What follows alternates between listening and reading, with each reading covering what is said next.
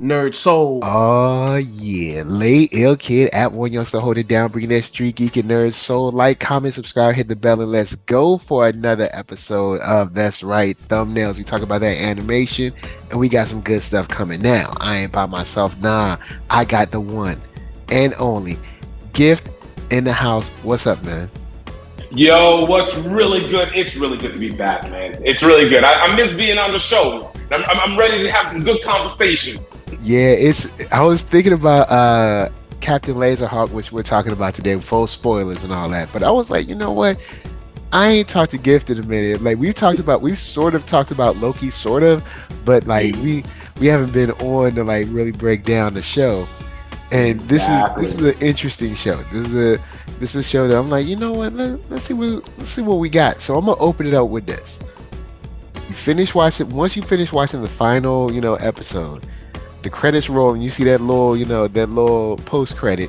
How are you feeling about Captain Laserhawk? Man, look. Whenever I got done with that show, and I was like, yo, did I just take the same type of we'll call it white flour that I feel was used to make this show?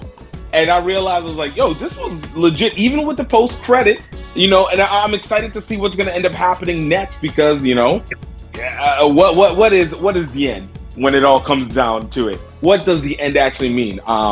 But I love that show. I mean, I love this strong. I really like that show. It takes a lot of time for me to process it though, because there was just so much happening, so many, just so many, what did he call it? Homages to so many video games, and I had to take a moment to be like, okay, where's this from? Where's this from? Yeah, what are they referencing? Exactly. And then I had to also take a moment to be like, yo, is this actually a video game? And then obviously the researching, like I know it's based on it, but it's like there's this moment where it was a fever dream, man. That is a drug fever dream of a show, man. I love it. Yeah, it's crazy. They get a lot done in 6 episodes. Now we also have the one and only Mark Dub in the house. Say what's up. What is going on? It is Mark Dub, part man, half amazing, spicy like that Creole, not that Cajun. What up, Gift? What's good with you, Mark, man? My boy, I miss you. Man. Hey, man, the feeling is mutual. You know what I'm saying? We doing I talk about you frequently, and I say good stuff every once in a while. Hey, that's why I like it. Look, we got to keep it quarter of the time. Too much, people start to actually do stuff. I don't want them to do anything. Have the proper fears. Yeah, just a little bit. But Dub, you got a chance to check out Captain Laserhawk. What are your initial reactions after you finish watching it? Like, are you feeling it, or are you like, man, this is kind of whack?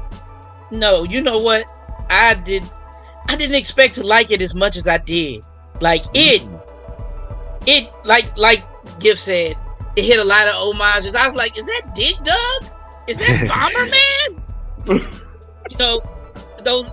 Those homages to like late 80s, early 90s video games. The thing had more twists and turns than Gift from your time in Baton Rouge. What is the name of that road? There is a road, Mike. It looks like something out of a Disney movie. Like it is curvy. You talking about River Road? No. There's I think it's Frenchtown Road. It's a road in Baton Rouge. Man, the road is curvy as hell. You're supposed to slow down. It's hilly. I'm pretty sure people don't be slowing down neither. No, it's ditches to both sides. It's cows. It's weird stuff. And of course, they don't slow down. They fly up Frenchtown Road. And I thought give a wild boy. I know he seems pretty cool and calm and collect here, but give a pretty wild dude. All right, well, for me, I saw the first episode and I was like, wow, it's kind of cool. Even though I haven't played all these games that it's referencing, it's cool, the feeling that they're taking with all of like the references to the game and even how they incorporate it in the animation and stuff. I was like, man, this is fun. And yes, a fever dream. It's like it's very fun. It's wild. It goes fast. Like, but they cover a lot of ground in 6 episodes. So I was just impressed with They it. really as a whole. do, man. Yeah, Good, great animation.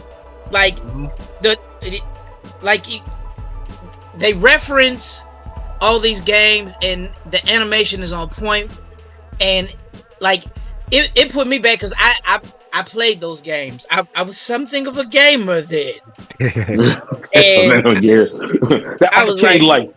That arcade life was real. right, man. It's so good. And the ending, it left me spellbound and speechless. Yeah, it left me with alliteration. They turned on us real quick, and I was like, "Oh snap!" I was like, "Okay, all right, y'all letting us know this ain't just straightforward on this. All right, okay." I'm thinking at the end, I think we about to fight the system, and it's like, nah, bro, the system done already infiltrated. It's already been here the entire time. Y'all didn't even realize. Wow. I'm like, y'all threw me off on this. Dog, that girl, man, the betrayal. Oh my goodness, man. That one hurt different. Because it was just like, it was like, how you fool me twice? Yeah. Hey, that was very George Bush-esque. Oh, fool me once. Shame on you. Fool me twice. Everybody getting fooled. Everybody getting fooled.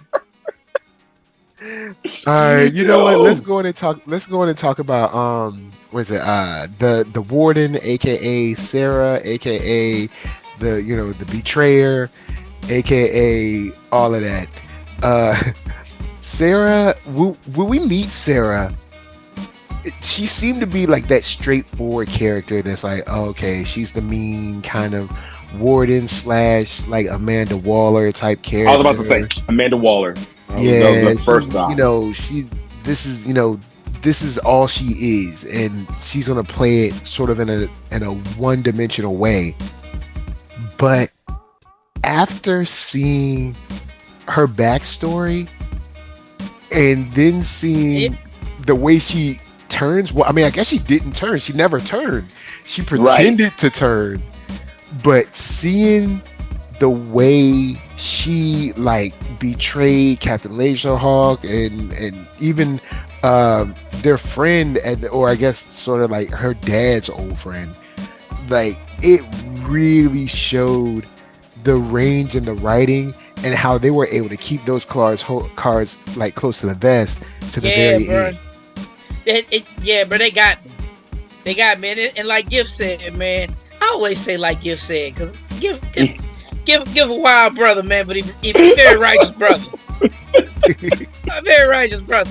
But man, when I tell you that one stuck me in my craw a little different. I was like, wait, what's going on? No, not you. Especially after the whole awakening backstory, I'm thinking, oh, okay, word.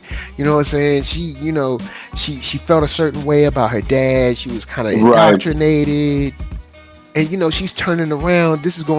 I'm thinking this is going to be kind of our crew for season 2. And no sir. It was like, nah, she's going to be probably the main villain, because she also seems like she doesn't fully agree with how Eden is run. So I think she wants to take over all of Eden and do it her sort of way. Because she was talking about, she was telling the dude to join her, like, yo, join me and all this good stuff. So I'm and guessing, she was like, and this is your last chance. What's it gonna be? But that was the interesting part, because even whenever we were in the, obviously starting the show with them, her and the prisoners and basically doing their, Suicide Squad thing, like the guys that they were against, that Laserhawk, the guy, Laserhawk's boyfriend, like was also doing that exact same thing that she was doing. So whenever it felt even more counter to the fact of like she's trying to do Eden in her way when there was already a group trying to do Eden in a way that seems almost similar, liberate it, or I guess create discipline. Like that's why the catch of this all came in, where it was like, okay, she's either trying to bring Eden back to where it is, or she's trying to break it. But she looks like she's going after the people who are also trying to break Eden. So why wouldn't you naturally have gone in some level of alliance-ship with that group if they were already in that pathway? And that sets I don't think she agrees with the directors. Right. I don't think anybody agrees with the directors. I think that one was pretty plain and clear. Like Rayman don't agree with them either, aka Ramon.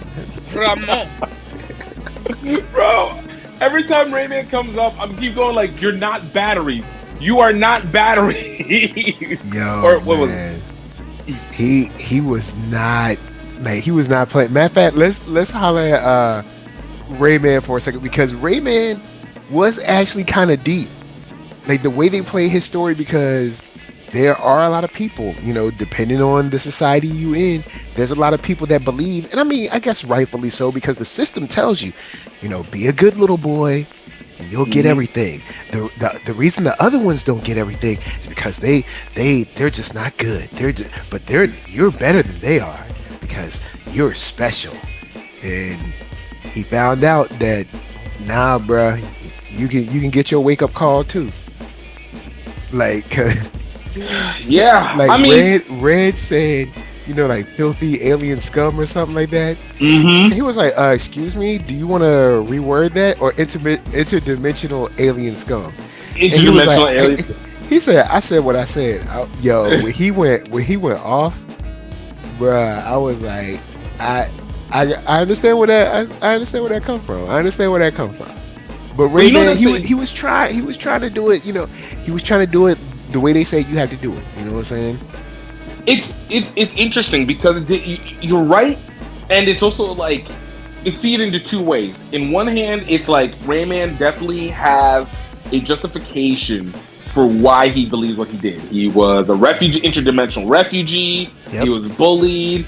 He got brought up by a savior mentor who helped him become the face of this movement that the directors kind of put together, and he was rewarded for it respectfully, while still, you know, holding his trauma, obviously, which led to, you know, his boozing and drugs. But like, he definitely had what would have been considered the dream rise, and every reason to promote that. Mm-hmm. On the other hand of it, like, it's also felt a little bit, while not as angry, but as like what's your name? Samuel L. Jackson's character in Django, where it's like you're lapdogging up on your master, you're ignoring the obvious, you know, the obvious good that the obvious evils that are being plagued on people like you, but and trying to swipe off discrimination a little bit, but you're literally perpetuating the same problems that you felt you're actually fighting against. It was, what a character to go up, because there's like three levels of this thing. I was like, so Ramon is black. Okay, cool, no problem. Yeah, I was like, you know what I'm saying? It's like, I see what you're saying. It's kind of like you. I mean, and it's similar to when. I ain't gonna do Don Lemon like this. All right, so peep this. So Don Lemon was Baton on Rouge CNN. boy too. Oh, he from Baton Rouge? Yeah, he a Baton Rouge guy too. So Don Lemon was on CNN, and this dude came on CNN basically trying to talk about, you know, like black people and the black issue and the problem with blackness and this, that, third. And Don Lemon checked him. He stepped outside of his comfort zone. Because usually Don Lemon be on that, like, you know, like, hey, you know, I'm gonna just report company line, and I'm gonna just report. But he actually gave the dude pushback. He was like, whoa, you don't come in here talk about no black issues. You ain't black. And like a month later, he was fired. Yeah. And I mean, Yo, Don Lemon, yo, man, we was trying to tell you, dog. Like we was trying to tell you, you tried to play, you tried to play up a certain, play up a certain background. We tried to tell you that wasn't going to change nothing. We tried to tell you, you tried to align yourself through marriage with another culture. We tried to tell you that won't going to work neither. But you thought that was going to protect you, and then you found out you was still just black. We found that out. We tried to tell you. That's what Ramon. He found out he was you still just black. It's like he tried to tell you. You still that intergalactic. Yeah, you still that intergalactic one. You know what I'm saying? But he when he had that conversation with Bullfrog, he was like, "Yo, man, look, I'm gonna have to switch up the game." And then of course Red, two-pieced him up again. So after that, he had that conversation with himself, and I was like, you know what, this is actually for sort of a B story kind of thing. This actually it's pretty in depth, it's pretty intense, and it really sets up a whole new outlook for his path in season 2. If we get a season 2, which I'm hoping we do. It's looking like we will. Yeah, Netflix is really good on that. This Laserhawk has been pretty well received, and I'm glad because it is so well done. Yeah, and I think a testament to how well it's done is how much ground it covers in 6 episodes. Like Mike was saying in the beginning, like that had to be it. It had to be well written and well executed, and it was both, and it was visually lovely, and I can't wait for season 2. Also, let's put it correctly. I do want to say it wasn't just 6 episodes. You're talking about 6 episodes, 25 minutes. All right, you're basically talking. You're right. TV short time. That is incredible to be able to fulfill so much within a storyline in so little and make so many. As we said, the twist and turn. Obviously, I gotta say my biggest gripe on this, because the other characters obviously we're going to talk about, but my biggest gripe was that we had to throw the Power Rangers under the bus like that. Like, why we have to do it like that? All right, I was like, we popped up. I was like, no, please don't say you guys are villainizing my Power Rangers. Like, yo, Red Ranger out there. You know what I'm saying? Red Ranger out there with the red helmet. I'm gonna just say that. You know what I'm saying? He got the red helmet. He took the Dragon Master just a little bit too far. Yeah, he was going a little too far with it. You know what, man? Whoever was Red was like he smashed it, because you're a good villain when you make people genuinely hate you. Yeah, and I hated Red. Like I love his team members ain't even really feeling him like that. Yeah, that depiction of the Not Rangers. They were all pretty spoiled brat, high school hijinks, jerks, and pretty despicable. Like you didn't want to cheer for them. Nah, and it's almost on some boys level, sort of manufactured heroes for people to love, because they never really solved a problem in the show. Right? They just kind of existed.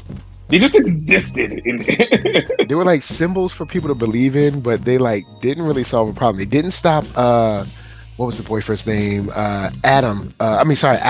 They didn't stop Alex. They didn't stop Captain Laserhawk. They didn't stop the war, even though I guess the Warden was sort of working with him. But when they put up the bill that she was a traitor now, wanted. They didn't stop her either. So I'm like, yo, what do y'all do? They lose.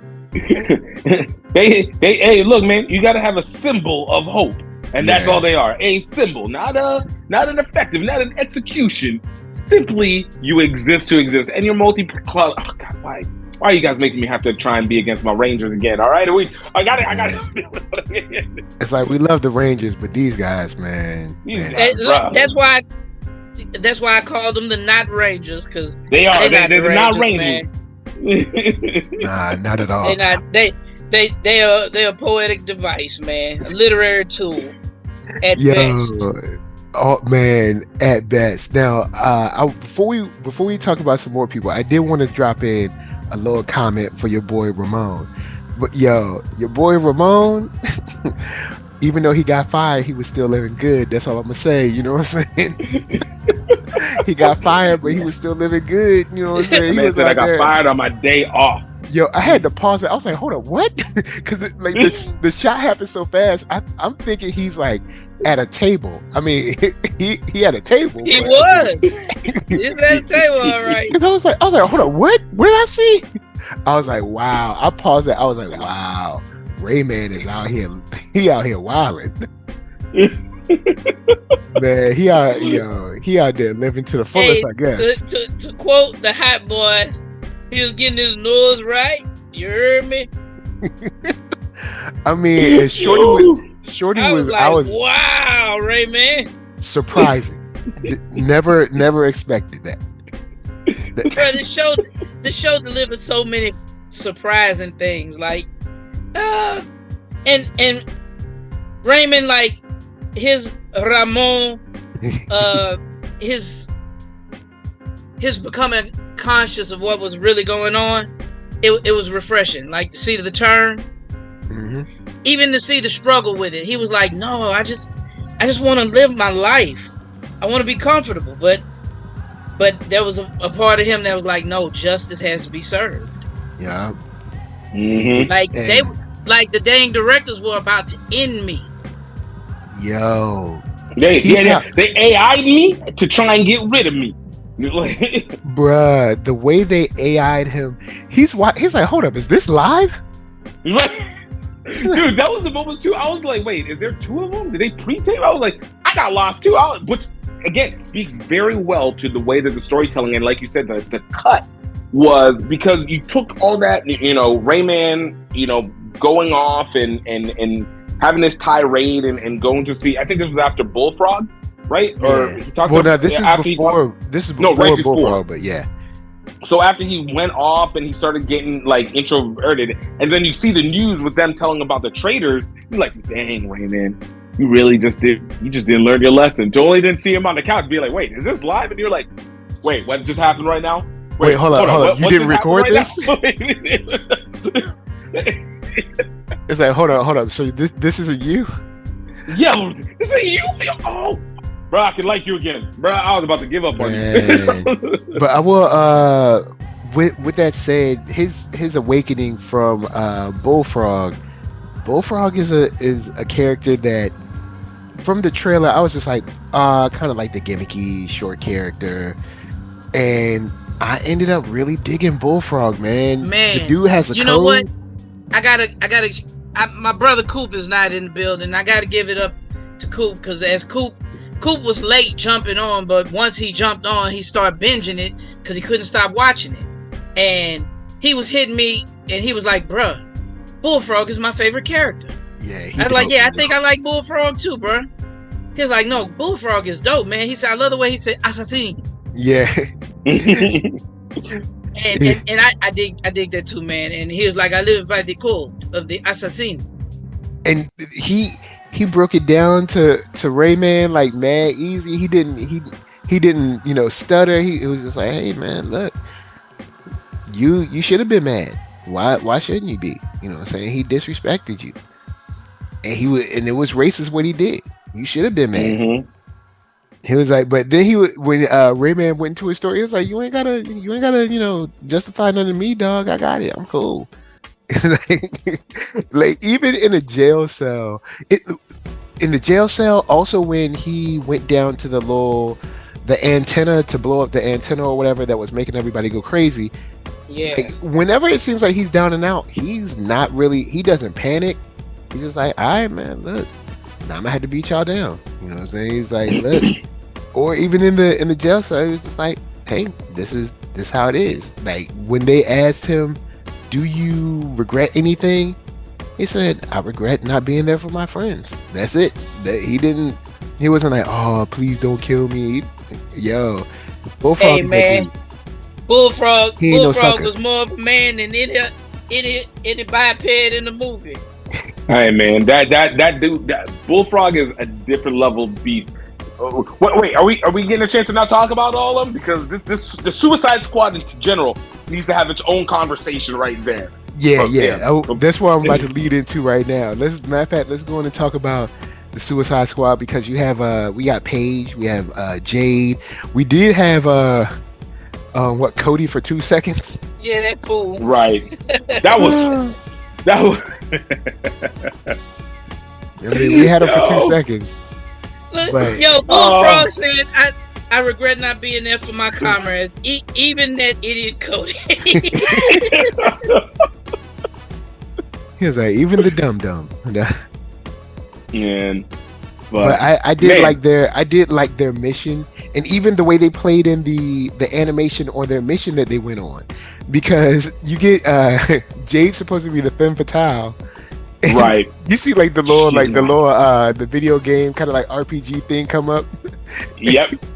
Oh man, like all of those things were so awesome. Like when Captain Laserhawk and Alex had to sneak around to get into, like, all of that stuff is just like, they're so well tied in and so creative. But the thing with the femme fatale, when she was like trying to like throw game, and she was just like bad at it. That was hilarious. It was hilarious. The life marker going down each time on on the tiger. I'm just like, bruh. Like, and that's the thing. That's part of going back to kind of the way that they tell the story. You know, most typically it would have been like she lost 3 times or lost 2 times, and on the 3rd time she finally got it. But the fact that it came at the end and she still just failed overall, game over. It was just like, yo, you guys just are not gonna let us. There's not gonna be any easy wins here. All right, no predictability that's gonna happen on that, and the fact that even with how her result, like, I didn't expect any of that. Oh yeah, I didn't expect Pagan to. I didn't expect. I figured Cody would probably take an L fast, because I was like, I don't think I saw him in the trailer at all. But then when like Jade got killed by Pagan, I was like, hold on, whoa, I did not see that coming, because I'm thinking this is the group that we're gonna go through the first season with. The rest of exactly. But they took her out so brutally, and it was just like, I mean, it wasn't brutal, but it was brutal to the heart, because you thought, like you said, oh, this is gonna be the group that we go through at least through a season. You know, we're gonna see them get together, and we're gonna be right. You know, we're gonna be able to build more rapport with them. But again, I know I keep saying the theme of the thing, but back to the storytelling. We only had her for what, 2 episodes, 2.5 episodes maybe, and it felt heavy. Whenever they found a way to endear us to each character in a very small amount of time, and that made the betrayals so hard. Yes, like when Pey'j, when they do the glasses and make everybody start killing the interdimensional I can't remember the name of their race, the hybrids that are out there, and they kind of like basically Alex sets up a genocide. And I'll get on Alex later, because I got my theories on him, or my thoughts on him. Mm-hmm. But Pey'j really steps up as kind of like this, like sort of like this people's hero. You know what I mean? Like, he comes out of it. I mean, he could have just hid in his little truck and tried to like protect himself, but he gets out into the streets and, you know, tries to protect people, tries to get in front of people, tries to, you know, and of course loses his life. But he's out there trying to help, you know, hybrids, trying to keep humans safe, even after they find out, you know, they're all being mind controlled. This guy ends up dying in a fashion where I'm like, man, damn. Like, I ain't want to take an L like that. I didn't even think, for a moment, I thought it was not going to be a real death. I was like, somehow the bullets are going to bounce, or someone's going to come at the last second, or like, you're not going to let him go. Like, he's the big guy. Like, you always got the jolly big guy that's going to be involved in this, right? Like, there's no way you let him go. Man, hit heavy. They made sure we knew no one was really safe outside of Captain Laserhawk, and then kind of made him unsafe too. You know, to a certain degree, like because bro. they did give him a death. So like the Suicide Squad, their whole setup, you know, even Bullfrog takes, you know, he takes some lumps, and he thought he was dead for a second. I almost was about to punch my screen whenever when Bullfrog was fighting at the antenna and taking on the three super goons. And I was like, "There's no way we're about to lose Bullfrog already. Like we already lost Jade. We lost what's his name? The big guy, Pey'j. Pey'j. Yeah, we lost Jade. We lost Pey'j to the same people, right? Basically, more or less. I was like, ain't no way Bullfrog with his deep, cool ass. You know, I'm an assassin, especially considering Assassin's Creed up until like maybe the third or fourth one was easily one of my favorite games. I was like, no, you are not about to do me again. All right, you killed me with the movie already. You're not going to take me out with the representation in this cartoon. They did make a movie about Assassin's Creed. I forgot about that. Yeah, because it's forgettable. It's forgettable. Yeah. Ooh, that was tough. Don't do me twice. But boy, when I say they came back with that fire, and I'm like, yo, Bullfrog is the GOAT. All right? Yes, sir. And just pop, pop, pop 3 times. They said, hey, I see the future and the past. Pop, pop, pop, done. Bullfrog. Bullfrog took my heart at that point. If they killed that man, I don't know if I can handle the rest of this show anymore. Yeah, Bullfrog came through for the win, man. I'm glad he made it to the end because I know we're probably going to see him, you know, reconnect with Captain Laserhawk. So I'm glad he made it. Like, hopefully we see him and maybe Ramon, you know, maybe he'll be on his own. But I have thoughts about people being on their own in this, especially Alex. That's another person that I did not expect to betray someone, and that's someone that I was like, oh, okay, all right. Well, in the trailer, I'm like, oh, okay, so he's part of the team. Like he's gonna be. No, he's not. And Alex is.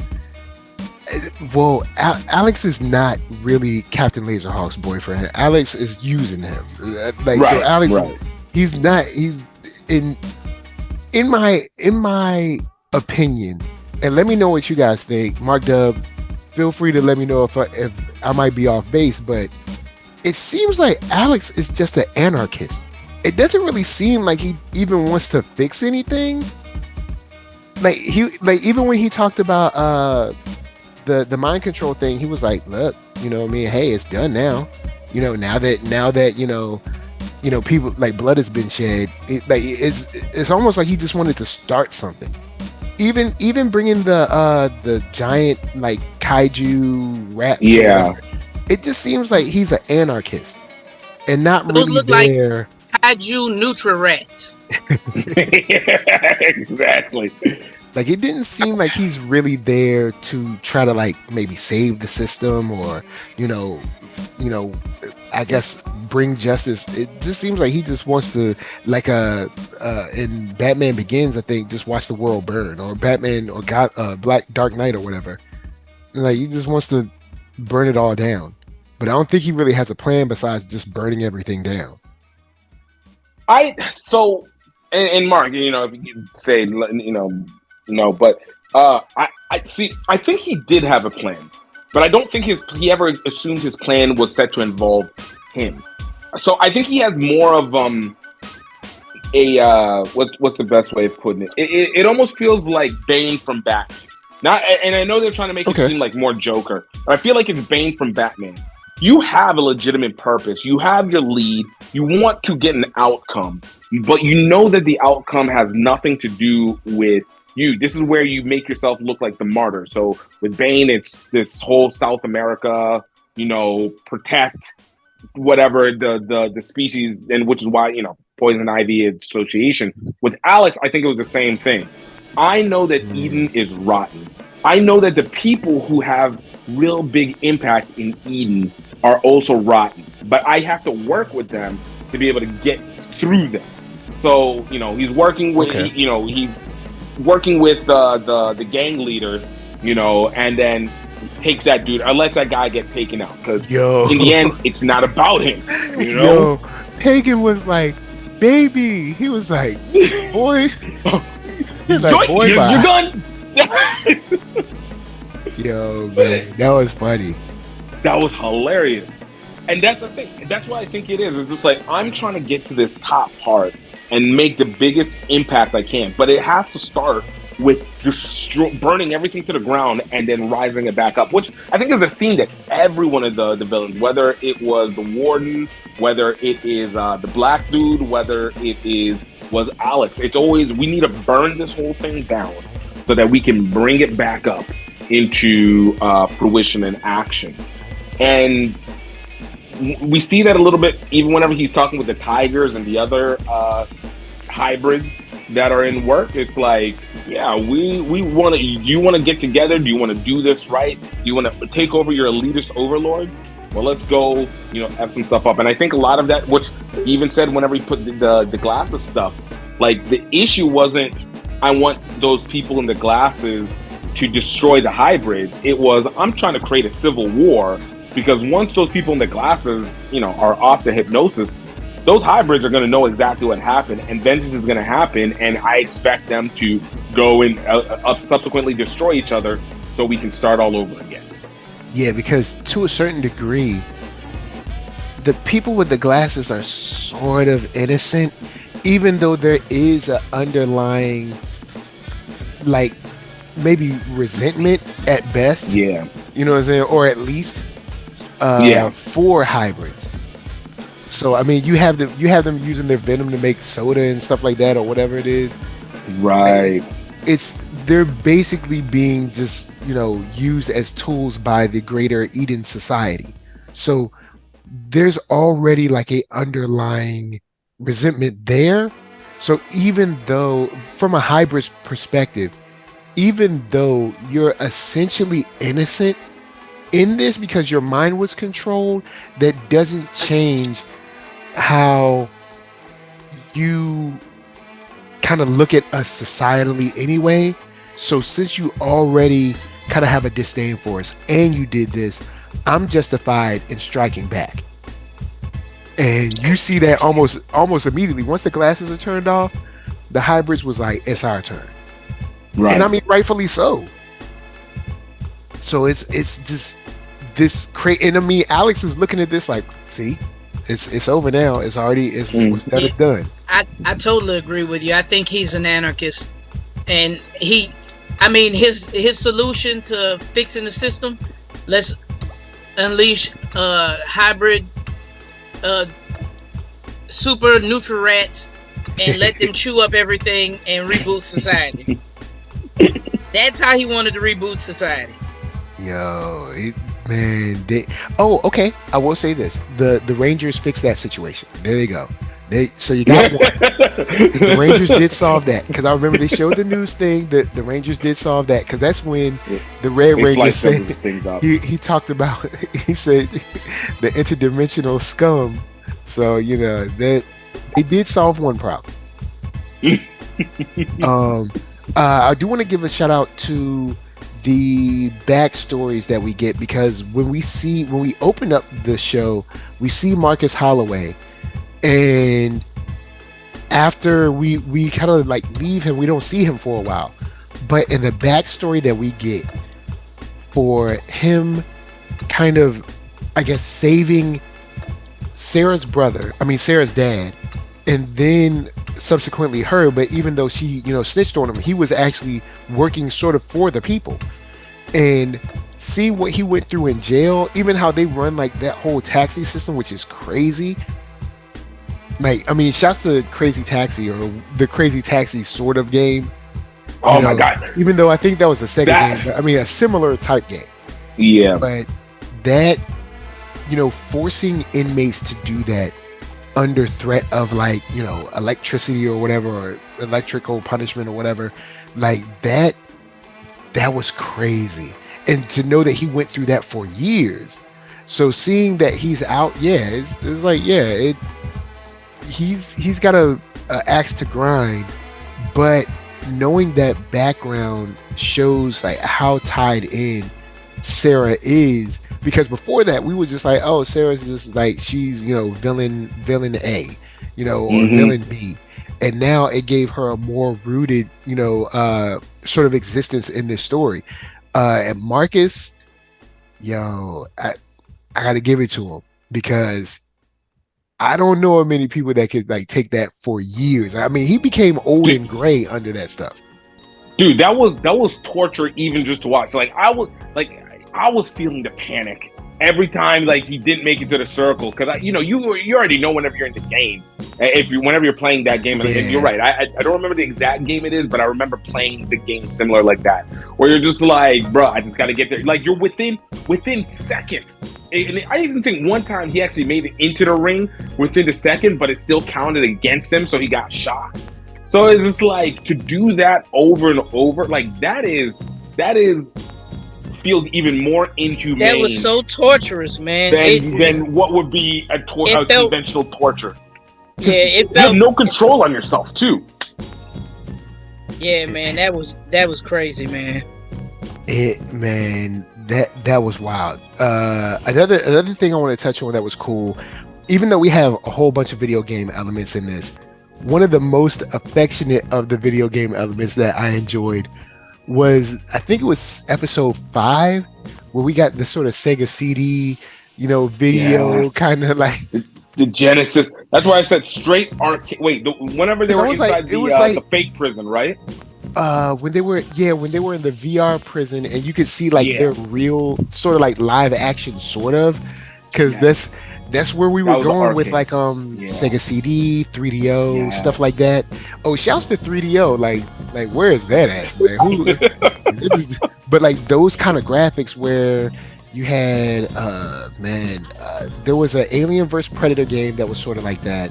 There was a couple of other horror games that were like in that style, but that was cool to see them flip that. They really left no stone unturned when it came to like the video game kind of like references and stuff. Yeah, man, the homages were beautifully done. It really did take me back.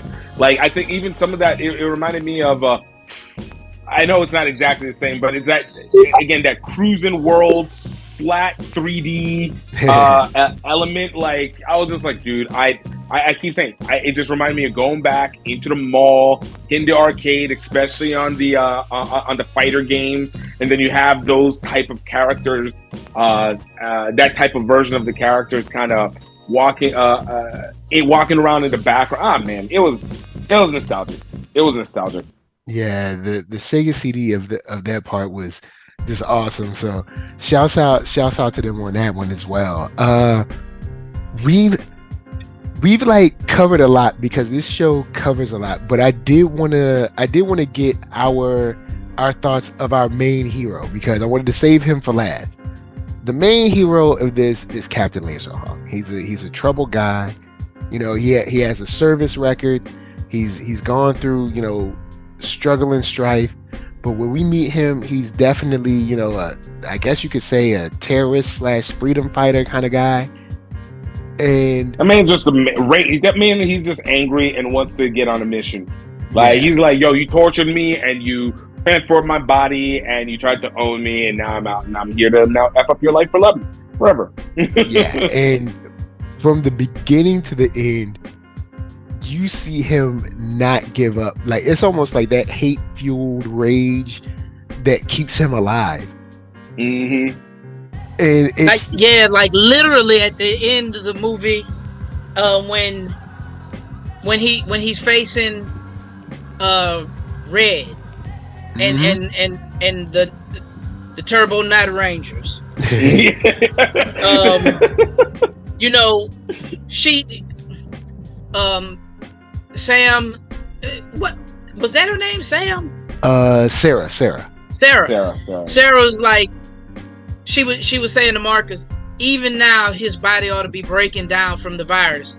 And we see, like in real time, it was. And Red gave him the business while his body was breaking down. And then, you know, it's like he processed some thoughts about, man, I really hate this mother. and it just propelled him to like decimate them. The was power like, man, of I hate. hate this dude. The power of hate compels you. The power of hate compels you. That was what happened. Yo, let the hate That flow is through. literally it. Give the power of hate compels you. He just powered through the virus wrecking shop with his inorganics. Yo, And then I mean he was like, decimated I'm not going to die until y'all dead. And shouts out to the dumb, I guess, police captain or whoever, because every time he get blown up, he come back. He kind of reminded me just to of be like, look out, Bulletproof everybody. from Cops. Oh wow.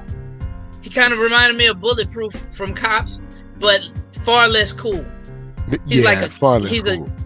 He was like a bombastic J.A. Yo, man, but that. See how I did that? I said J.A. Yep. Coop would have let that thing fly, boy. Yeah, see, Coop.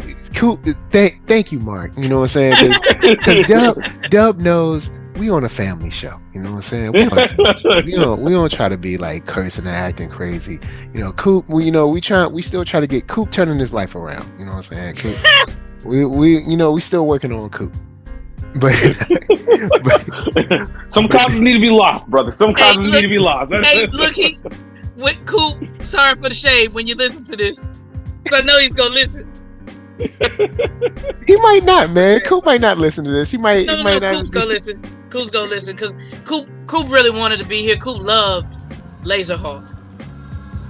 He loved it, but Coop is out proselytizing his faith. Yo, he out there getting them, you know what I'm saying, ducats. That cheese. You know what I'm saying? Getting to the bread, cheese, and the dough from scratch. Yo, he out there distributing comics for the people like you and me, you know what I'm saying? Making sure these kids do what Shaq said. Read. Yeah. but like for a character with Laserhawk, who is a character that admittedly, when I first saw him, I was like, well, you know, he looks alright.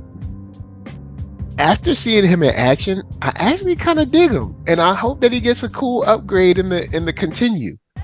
Right. Like, 'cause I was like, he's just wearing a shirt with a cool arm. Like, who cares? And now I'm like, yo, man, Captain Laserhawk is kind of sweet.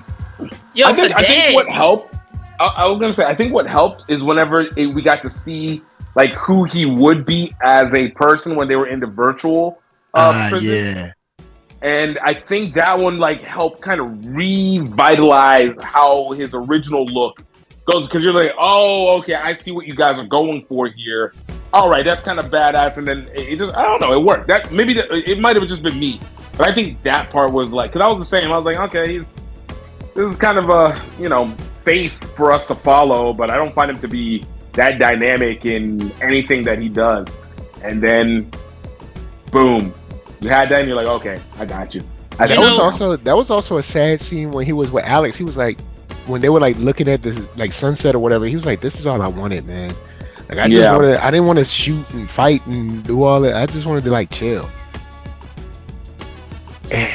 Sad, man. So sad. It was, dude. And continue even within that aspect of his even interpersonal line.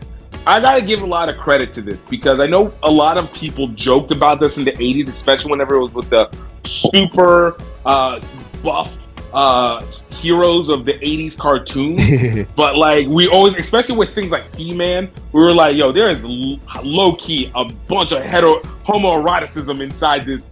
I love the fact that they just leaned in on it, and it did not feel intrusive at all. It never seemed like they were trying to pat themselves on the back for having a LGBTQIA plus relationship. Exactly. It was like, this is just a thing, and it fit with the story. It made the motivations that much clearer, and I was just like, this is where I go, like, those moments where you're like, I'm happy it's 2023, because you can you don't have to make the jokes on it, like, you don't have to assume it. anymore. It's like, yo, you guys are playing right into it because honestly, there's a lot of testosterone happening over here. To some extent, you're just like, something's got to happen over here, right? But like, but then, you know what I'm saying? When there was a relationship that was hetero, and Pey'j tried to, Jay was like, she just laughed at him. I was like, bro, that's cold. Friend-zoned that man. I was just like, that's cold. I was like, man, that's cold, man. That's cold. This man professed his love for you, and you just laughed at him. Dang. Like, yeah, I'm like, man, it's tough in these streets, right? I'm like, the man professed his love. You busted out laughing. Like, I was like, speak on it, my guy. It's rough out here in these streets. It ain't easy, man.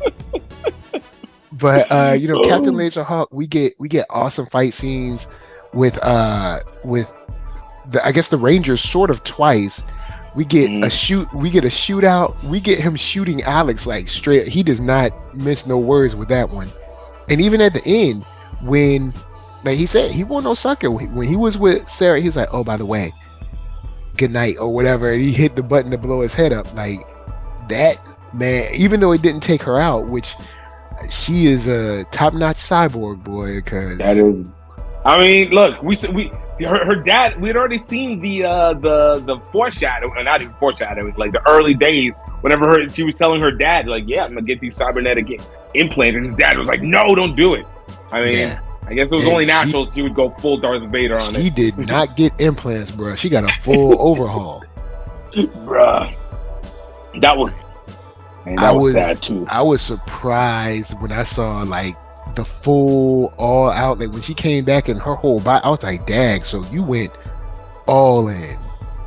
I was like, "Where's John Connor? Cause you full Terminator, baby." Right? We gotta go back. We gotta go back and take care of her, man. But even that, I guess I'll throw this one in last because we did talk about Sarah's dad, but we didn't really break down how dope it is we get to see someone who's disabled straight up perform a whole prison break, and man, he won't no sucker. He had like the cool, I guess, elevation legs or whatever, or the maglev or whatever, bruh. Because I mean, he still had the training. I mean, he was still like a war hero veteran kind of dude. So I mean, I don't know, Secret Service or Green Beret or whatever he was. You know what I'm saying? Like top, like the best of the best of the best. Mm-hmm. So, man, it was so funny because everybody kept playing on his top until it was like, wait, that is not a good idea. Yo, man. He is serious. Yo, he was taking people out left and right. He was John Wicking them in the elevator, bruh. Man. Like the twist on it, whenever it was like you jumped down, then everyone's just like looking, and it was just like, nah, psych. What was it that came out of? What was it that came out and like threw them? I can't remember, but just the murking them inside that elevator. And then when he got to Marcus, he was like, "Can you walk? Because I'm gonna need those legs." He was like, "I got this far, but this part of the plan involves you running." Man got rockets for legs at that too, man. That was spectacular. Yeah, that's an awesome upgrade, like for real. That's an awesome upgrade. Speaking of upgrade, that's a cool little like indie film, like Don't Sleep, but. Bro, I saw Upgrade by accident, and I came across it one night on Showtime, and I was like, "Talking about the movie?" Yeah, yes. God, I was like, "What is this? Oh my gosh!" Yeah, that's a cool little movie. Yeah, the ending threw me. I was like, "I'll be John Brown." I'm so mad they didn't make a sequel for that. Yeah, like why don't we get sequels to stuff like? Why don't we get sequels to stuff like Upgrade or even that movie Slight? You know what I'm saying? Like way back. Like why don't we get? Come on, y'all. Slight was so dope. Oh my goodness. You know why? It's movies like that where I go like I don't like auteurs. All right, I don't want you to make a perfect piece of work and then call it your masterpiece and go away. That's what they all did. They were like, well, we're done. We don't want to do anything else with this anymore. It's done its part. I've made my masterpiece. I'm gone. No, you become a corporate shill and you start pushing out those sequels until we are damn well tired of them. Like, come on, man. Give me one more. Give me like Slight 2.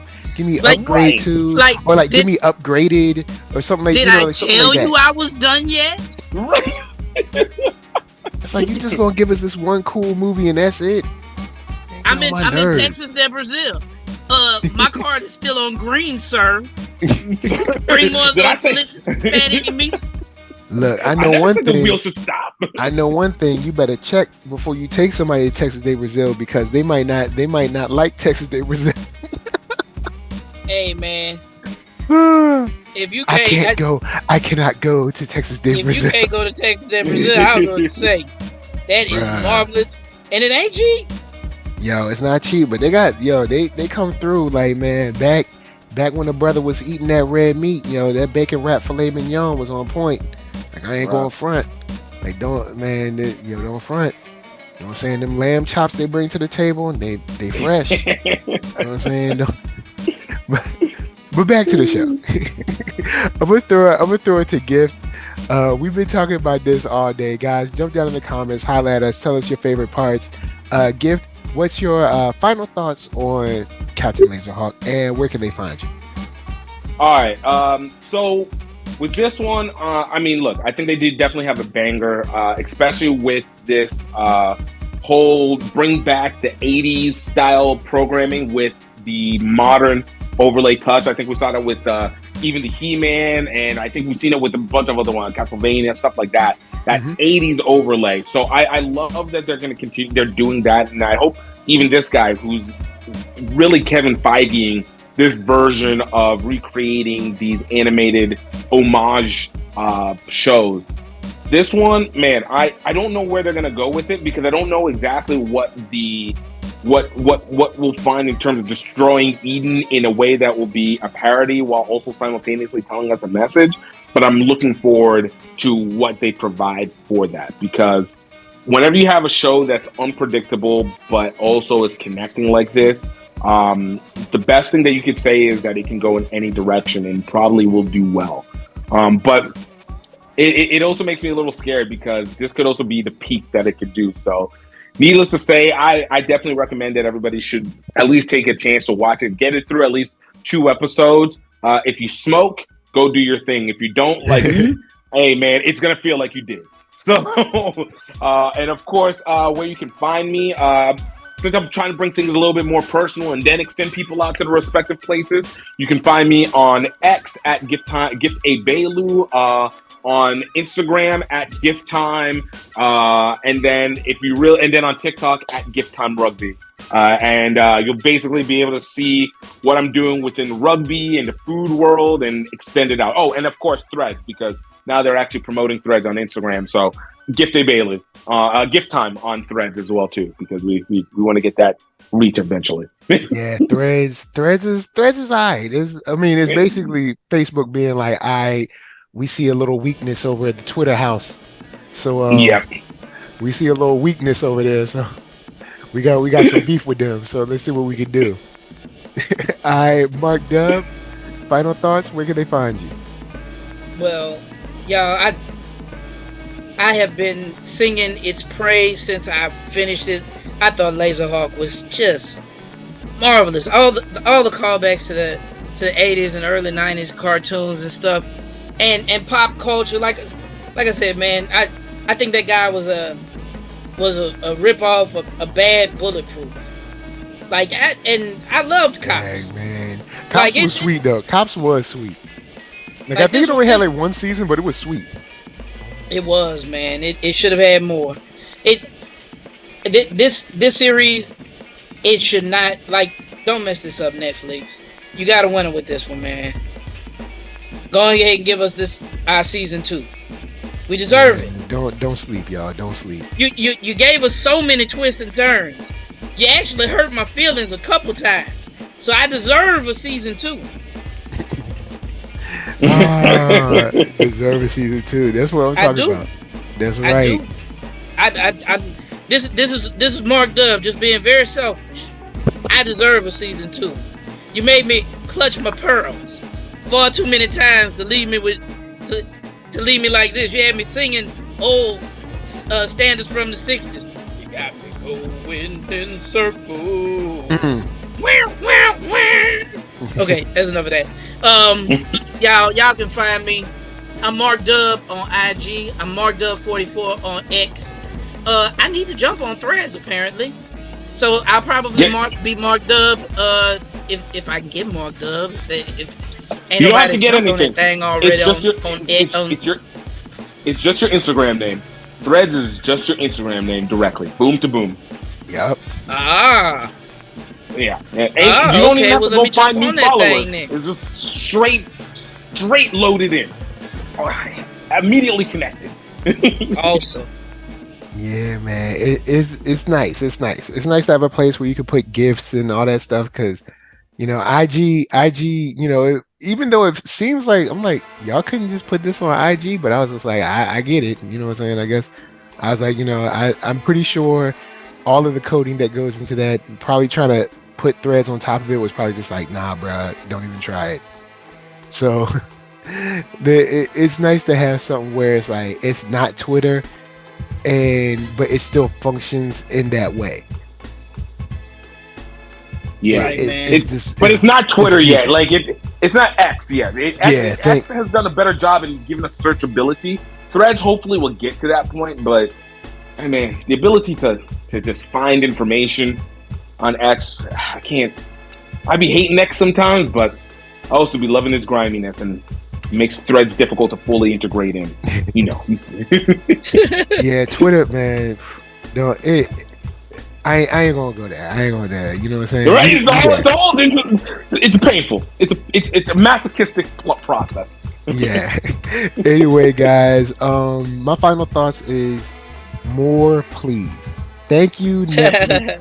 Thank you, Addy Shankar. Y'all killing it, man. Y'all got Castlevania, which is a hit now. I consider Captain Laserhawk a hit.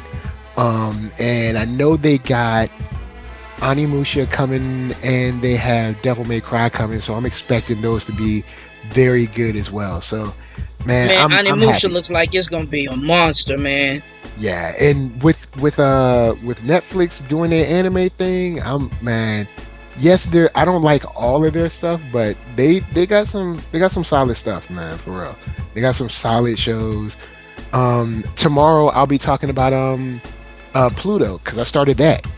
So, and since it's only, I think 6 episodes, I think it's 6 or 8 episodes, I'm gonna just watch that week to week because I don't want to, like, you know, I'll be like, once I found out I liked it, I was like, nah, I'm not gonna binge this. I'm gonna let it simmer on me.